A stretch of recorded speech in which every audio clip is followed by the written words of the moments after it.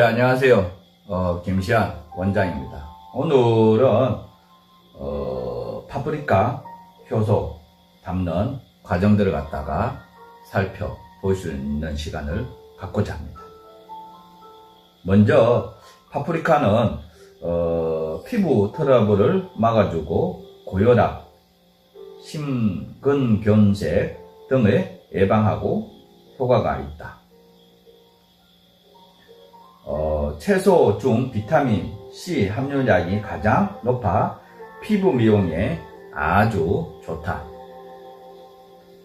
베타카로틴이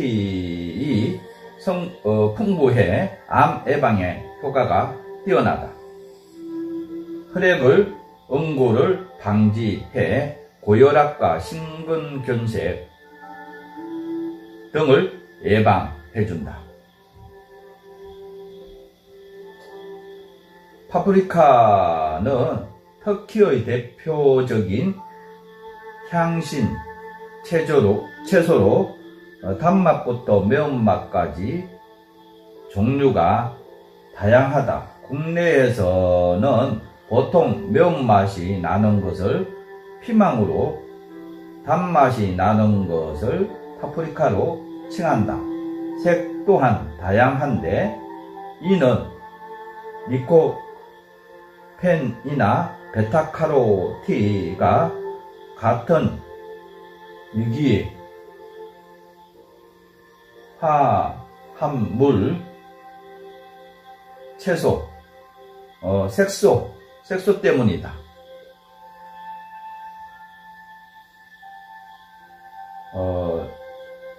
리코펜, 베타카로틴은 멜라닌 색소 생성 막아 김이나 주근깨, 검은 버섯 같은 피부 잡티를 물론 암을 예방해주는 성분이다. 최근에 이러한 성분들이 콜레스테롤 수치를 10% 이상 떨어뜨린다는 연구 결과가 나왔다. 특히 붉은색 파프리카, 녹색 파프리카보다 100배 이상을 베타카로틴의 함유량이 있다고 밝혀 놓았다. 파프리카를 고를 때 색상이 선명하고 몸통이 통통하며 반듯한 모양을 지닌 것을 고르는 게 좋고, 다른 채소와 비해 색과 맛, 금세 변질되기 때문에 다량을 한꺼번에 구입하지 않는 것이 좋다. 그러면 파프리카 효소 재료들을 갖다가 살펴보겠습니다. 파프리카 1kg, 백설탕 1kg, 또한 이제 칼도마가 필요하고요. 버무리는 양재기가 필요하고, 효소를 담는 용기가 4리터 내지 5리터 유리 용기를 준비를 해 주시면 좋을 것 같습니다. 특히 파프리카에는 색깔이 굉장히 좋아서 백설탕을 사용하게 되는데요. 백설탕 같은 경우에는 색깔과 향을 아주 좋게 함으로써 그 재료가 가지고 있는 색과 맛, 향을 그대로 추출할 수가 있기 때문에 사용을 하시는 것이 좋습니다. 안녕하세요. 오늘도 약용되는 식물을 소개하도록 하겠습니다. 오늘은 위장 기능을 강화하고 간질환에 좋은 용담에 대해서 소개하도록 하겠습니다. 옛날 어느 산골에 마음 씨긋고 착한 나무꾼이 노무를 모시고 살았는데, 노무가 갑자기 원인을 알 수 없는 병에 걸려 시름시름 앓더니 점점 병약해 갔다고 합니다. 나무꾼은 노무의 건강을 회복시키기 위해 매일 이산저산 돌아다니며 귀한 약초를 캐서 다려 먹었으나 차도가 없었고, 그러던 어느 추운 겨울날 눈 덮인 산에 뜰감을 마련하고 있었는데 산토끼 한 마리가 눈 속에서 풀뿌리를 캐고 있는 신용을 하고 있는 것이었습니다. 나무꾼이 산토끼를 잡으려 하면 도망을 가다가 눈 속을 계속 헤집는 것이었습니다. 이상한 생각이 든 나무꾼이 산토끼가 있던 곳을 자세히 살펴보니 말라버린 줄기에 시들어버린 보라색 꽃이 달려 있었습니다. 나무꾼은 산신령이 산토끼로 변하여 노무의 병을 치료할 수 있는 귀한 약초를 알려준 것이라 생각하고 이 식물의 뿌리를 캐서 병든 노모에게 열심히 다려먹었더니 얼마 되지 않아 노모가 신기하게 병을 털고 일어났다고 합니다. 나무꾼은 산신령이 가르쳐준 약초로 노모의 병을 고쳤다고 하여 이 풀을 신령초라고 부르고 이웃 사람들에게도 이 사실을 알려 후세까지 귀중한 약초로 전해져 내려오게 되었는데 이 일화에 나오는 식물이 바로 용담입니다. 용담은 여름부터 늦 가을까지 무리지어 피는 쑥푸쟁이, 구절초, 산곡과 함께 고고한 자체를 마음껏 뽐내는 대표적인 가을꽃 중 하나이고 만추의 한가로운 휴일에 호젓한 숲속에서 청조하고 순수한 꽃을 활짝 피운 용담을 만나면 그렇게 반가울 수 없다고 합니다. 가느들한 줄기에 꼬마종을 거꾸로 매달고 있는 짙은 보라색의 꽃봉오리를 보고 있노라면 미지의 푸른 우주 속으로 푹 빠져 들어가는 신비한 느낌이 든다고 합니다. 용담꽃은 골치 아픈 이 세상의 모든 마음이 번뇌를 씻어지는 평온을 느끼게 하고 그러나 찬서리를 맞아 말라 비틀어져가는 기다란 줄기에 마지막 몸부림을 치며 피어있는 꽃봉오리는 그리운 님을 멀리 보내고 그 님이 다시 되돌아오기만 기다리는 가냘픈 여인의 모습처럼 애처로운 측은한 마음이 들기도 한다고 합니다. 용담은 용담과의 여러 해살이 풀로 일본, 중국, 시베리아 등 전 세계 500여 종이 분포하고 우리나라에는 잎과 꽃송이가 제일 큰 용담, 중북부 산지에서 볼 수 있는 비로용담, 흰 바탕에 청록색 무늬의 꽃을 피우는 산용담, 흰 그늘용담, 흰 비로용담, 진퍼리용담, 맷용담, 칼림용담, 구슬붕이 등 12여 종이 제주도에서 백두산에 이르기까지 한반도 전역에 자생하고 있다고 합니다. 용담은 잎이 까마종처럼 생겨 용규, 뿌리와 뿌리의 줄기맛이 묻혀서 쓸개담을 붙여 용규담으로 부르다가 용담이 된 것이고 뿌리가 용담보다 더 쓴맛 나는 용의 쓸개라는 의미로 용담, 신령이 알려준 풀이라 하여 신령초, 초룡담, 용담초, 담초, 가는과 남풀, 관음풀, 백근초, 고담 등 다양한 이름으로 불리웁니다. 용담은 전국의 산기슭과 산지의 풀밭, 들녘, 숲속에서 볼 수 있는데 20에서 60cm 정도 자라고 긴 타원형의 잎은 잎자루가 없이 줄기에서 마주나고 끝이 뾰족합니다. 잎이 가장자리가 밋밋하고 3개의 잎맥이 나란히 있다고 합니다.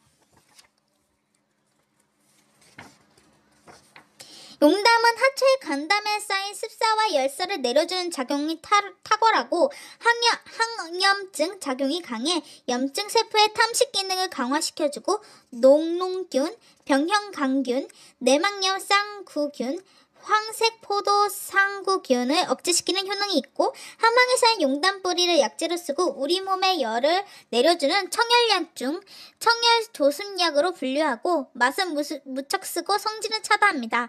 우리 몸의 간장과 담을 이롭게 하는 약재입니다. 우리나라에 자생하는 용담과의 식물들은 모두 약재로 사용할 수 있는데 뿌리 외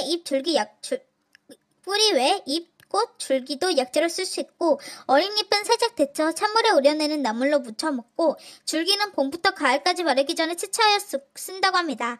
꽃은 봉우리가 맺었을 때 따서 말리고 뿌리는 가을부터 이듬해 봄까지 캐서 그대로 말려 쓴다고 합니다.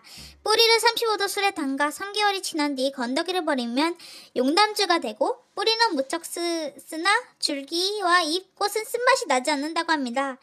용담은 식전에 소량을 복용하면 위액 분비를 촉진시켜 소화가 잘 되나 많은 양을 먹으면 오히려 소화 기능이 감퇴되어 두통, 안면, 홍조, 어지럼증, 설사 등을 일으킬 수 있다고 합니다.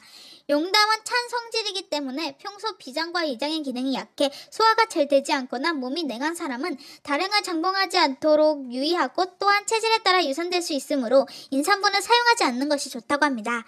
여기까지 용담에 대한 소개였습니다. 영상 이어서 보시죠. 당도, 설탕 조절을 잘 해주시는 것이 매우 중요하다고 보면 될 것 같습니다.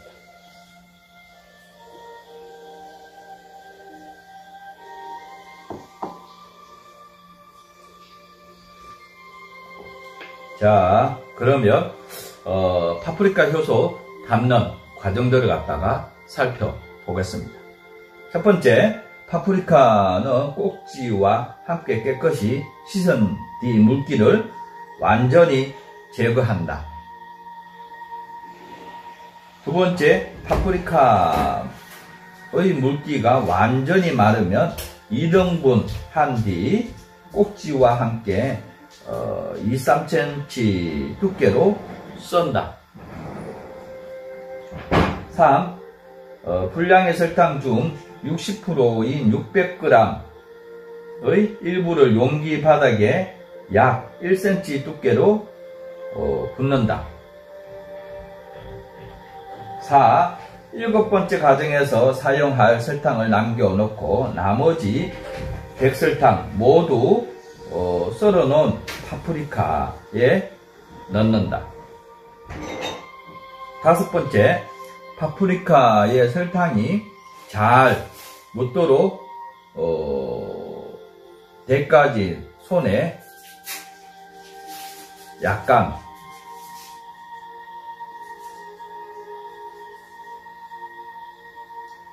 힘을 주어 버무려 준다. 파프리카와 설탕이 잘 버무려지게끔 골고루 버무려 주시는 것이 매우 중요하다고 보면 될 것 같습니다. 여섯 번째, 설탕에 버무린 파프리카를 용기에 70% 정도만 차게 담는다.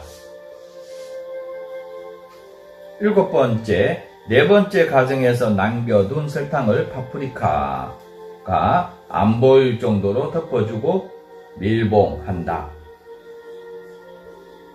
직사광선이 없는 곳, 통풍이 잘 되는 곳, 습기가 없는 곳, 온도가 낮은 곳에서 발효에 들어가시면 매우 좋다고 볼 수가 있습니다. 특히 이제 파프리카 같은 경우에는 색과 향, 맛이 굉장히 좋기 때문에 잘 발효를 시키면 활용도가 매우 좋다고 볼 수가 있습니다. 여덟 번째, 발효가 시작되면 위에 덮었던 설탕이 녹아 점차 사라지게 된다. 이 설탕은 30%쯤 남아있을 때 남겨두었던 400g의 설탕을 2회 내지 3회 분량으로 나누어 2, 3회에 걸쳐 다시 덮어주고 밀봉한다.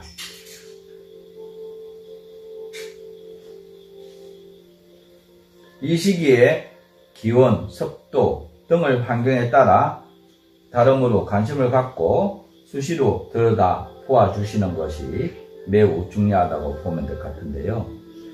모든 것들은 기술을 습득하기 위해서 일지를 쓰셔가지고 그것을 갖다가 기록하면서 살펴봐 주시고 연구 자료로 활용하면 굉장히 좋다고 볼 수가 있습니다.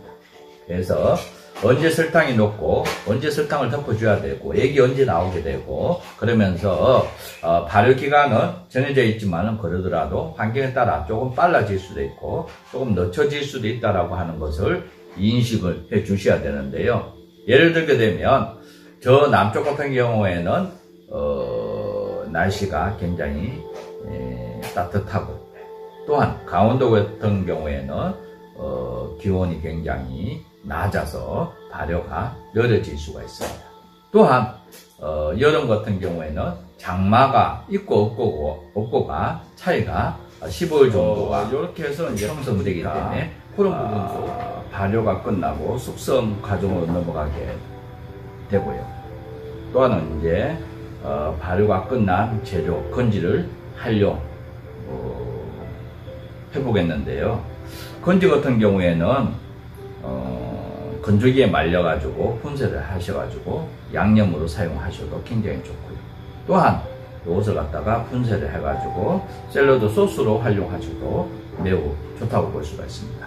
그래서 오늘 파프리카 효소 닿는 과정들을 갖다가 살펴보았습니다. 다음 시간에도 기대해 주시고 계속 효소 닿는 과정들을 이어가고자 합니다. 오늘 김시안 원장이었습니다. 감사합니다.